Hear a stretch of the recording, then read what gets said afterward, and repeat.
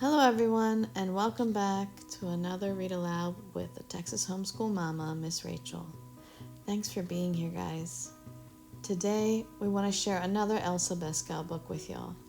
And this one is great for the autumn season, specifically the month of September, for as you will see, it's going to explain a lot of what's happening outside in nature during that time. This one is great, and we hope that you like it. Please give us a like and subscribe when you're done. All right, here we go.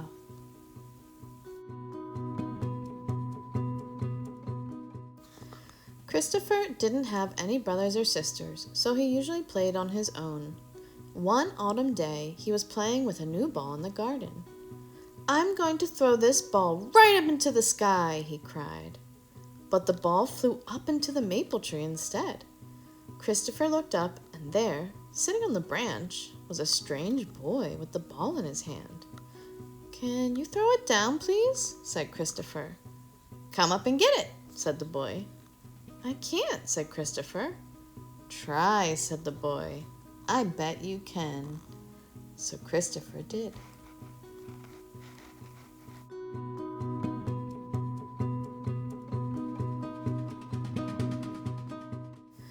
Christopher faced the boy astride the branch. The boy started to play a tune on a reed pipe. "You're good at that," said Christopher. "Where do you come from?" "From north to south I go my merry way. The whole wide world is mine for work and play," sang the boy. "Where are your mother and father?" asked Christopher. "My father is cold and stern, his kin the northern winds. My mother is meadow sweet, rosy-cheeked and swift of feet," sang the boy. "I'm the son of my father," the boy went on, "and I cling to my mother to stay with the sun." "I don't understand a word you're saying," said Christopher. "Guess what my name is," said the boy. "I can't," said Christopher. "My name is September," said the boy. "Please, September," said Christopher, "can I have my ball back?" "Catch it if you can," cried September, and he threw the ball right over Christopher's head and down into the gooseberry bushes. Then he leapt down, laughing, from the tree, and Christopher slid down after him. A group of little gooseberry boys came rushing out of the bushes and started chasing after the ball. They were soon all in a heap, fighting over it. But the gooseberry girls had stayed in their bushes. "Hello, September," said one of them. "We've still got some good gooseberries for you." "Can Christopher have some too?" said September. "Oh, he's always here," said the gooseberry girls. "He eats so many, he gets a stomach ache." At that moment, the gooseberry boys came over, and Christopher saw that the biggest of them all had his ball. "I didn't know you all lived in my garden," he said. "Please, can I have my ball back?" "No, not yet. You took far too many gooseberries from my bush this summer. Now you're going to pay. Hey, you! Catch!" The gooseberry boy threw the ball over into the red currant bushes. As the ball landed in the red currant bushes, a red currant girl peeped out. "Don't throw your ball around like that," she said. "You'll spoil all my ripe berries." "Please, can I have my ball back?" pleaded Christopher. "It's over there, I think," said the red currant girl. "But Christopher, please tell your mother the red currants will soon be too ripe. She must come and pick them soon, because they don't make good jelly if they're overripe." "Mother says we're going to pick them tomorrow," said Christopher. "That's good," said the girl. "Go and look for your ball then. I think it's in the black currants." September ran over to the black currant bushes. "Hey, old man, here I am. Are you pleased to see me?" he cried. Old man Black Currant stuck his head out of the bush. "Glad to see you," he said. "There's hardly a ripe berry on any of my bushes yet."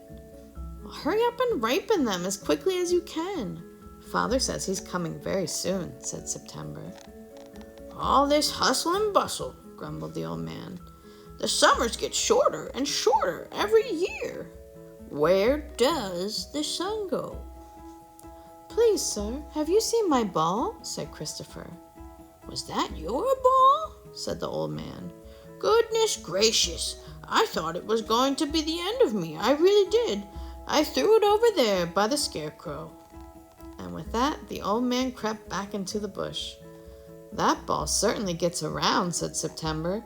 We'd better go and see Mr. Scarecrow, who is guarding the peas.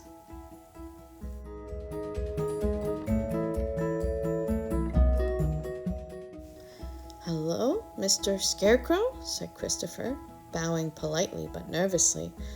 Have you seen my ball? Shoo, shoo, said the Scarecrow. I'd like to say that to whoever threw it. It nearly knocked my hat off. They'd better look out. If I catch them... How are you? Asked Christopher politely. All rubbish and trash. Hardly any sun and lots of mud, groaned the Scarecrow. And I've got rheumatism all over me. So tell your father I want to go inside for the winter soon. Come on, peas and beans, cried September. Let's try to cheer up the Scarecrow. Sing him that song I taught you.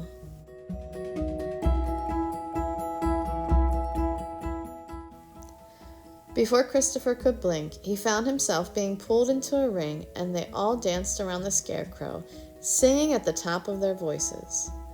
Let us dance and let us sing, round and round in a merry ring. Mr. Scarecrow, big and strong, it's for him we sing our song. Who's afraid of Mr. Scarecrow? Who's afraid of him?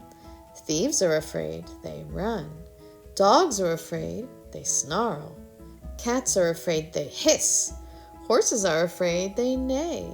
Cows are afraid, they moo. But the birds aren't scared of anyone. Oh, no, no, no. Let us dance and sing round and round in a merry ring. Shoo! Off you go, said the Scarecrow. You shouldn't tease an old scarecrow like that. But he couldn't help laughing.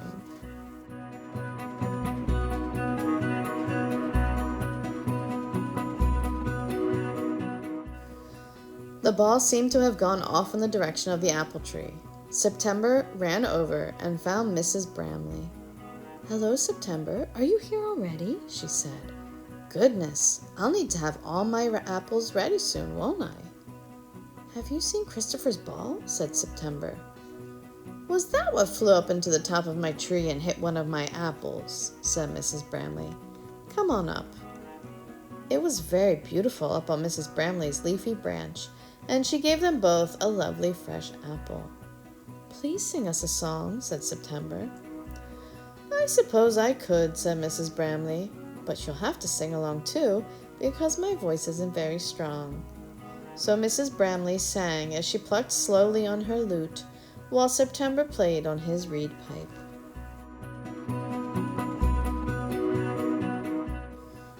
The Song of the Apple Tree. When the snow lies soft and thick on every field and wood and nest, settling on the leafless branches, then I'll know it's time to rest. In spring and sun my buds break open, branches stretch and grow, and all is peaceful, beautiful, with blossom pink and white like snow. Now every twig is laden with apples green and apples red. This is the time of harvesting. Autumn's here, it's time for bed. Where are my children? Tucked up and sleeping, in store and larder, all ready for eating. When the snow lies soft and thick on every field and wood and nest, settling on the leafless branches, then I'll know it's time to rest.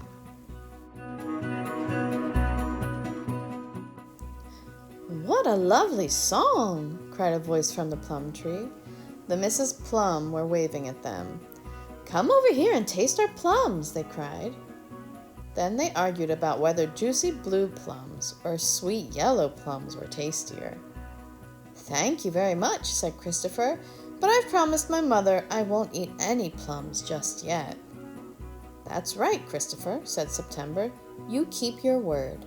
Have you seen Christopher's ball? He asked. It flew right past with a bang and a crash and landed in the strawberry bed down below, said Miss Blue Plum. I almost fainted with fright, said Mrs. Yellow Plum. The strawberries are all fast asleep at this time of year, said Mrs. Bramley. You mustn't wake them up. Then I'll sing very quietly, said September, a song my mother taught me when I was small. Go carefully, Christopher, and see if you can find your ball among the strawberry plants.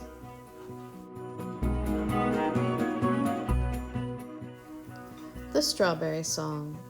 Father Strawberry, fine and red, hat perched proudly on his head. Mother Strawberry, just as grand, fine silk dress and folded hands. Then come daughters, not quite ripe. See big sister, eyes closed tight. Little brother at the tail, riding on his favorite snail. The wild strawberries watch the grand parade with awe. Now, dears, curtsy low, they're your rich cousins, don't you know? When September finished singing, out came Mr. Pear. Lovely song, he said. Lovely pears you've got, said September. Thank you, said Mr. Pear, but they're getting heavy and my branches might break. Christopher, will you tell your father they need some props? Yes, I certainly will, said Christopher. But where's my ball? It bounced on a root and hit my foot, said Mr. Pear, so I kicked it over into the next bed. It must be in the cabbage patch, said September, and off they went.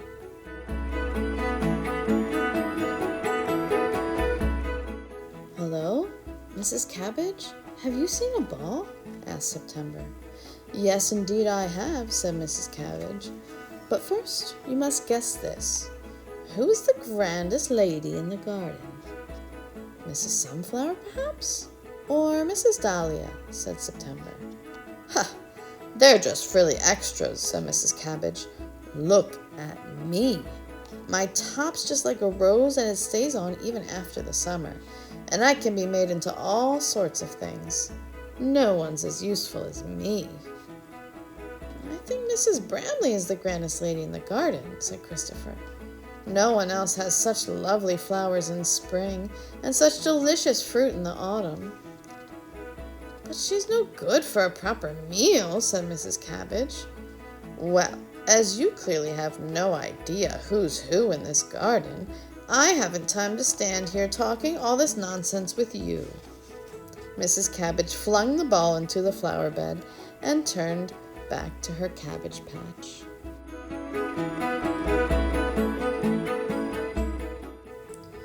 Christopher ran over to the flower bed. The colorful flowers were all standing in a row with their hands behind their backs. Let it go from hand to hand, from one to another. Let it go, never let it stop, they sang. Who's got my ball? Asked Christopher. Guess, cried the flowers. Mrs. Astor, said Christopher. Mrs. Dahlia, said September. No, said Mrs. Dahlia, laughing. Now you must pay a forfeit. What shall he do to pay for his forfeit? They all sang, holding up the ball. He must sing us a song, cried the marigolds. Yes, please, September, sing us a song, cried all the flowers. Well, all right, said September, but it'll have to be the last song of the day. You can borrow my lute, said Mrs. Bramley at that moment. Christopher saw that all the garden people had gathered around September to listen. September took the lute, played a few notes, and began to sing. Song of Autumn. Fair flowers, shining bright, a show to dazzle all. Frost will soon appear to nip your pretty heads, and soon your leaves will fall, for autumn's here. Fine plums, yellow, blue, apples bright, full grown, juicy pears, green and gray, currants glowing red and clear. Summer has flown and autumn's here. The sun's still high in the sky, giving warmth and glee. Fruit and flowers, all colorful, glow with good cheer. So come and dance with me, for autumn's here.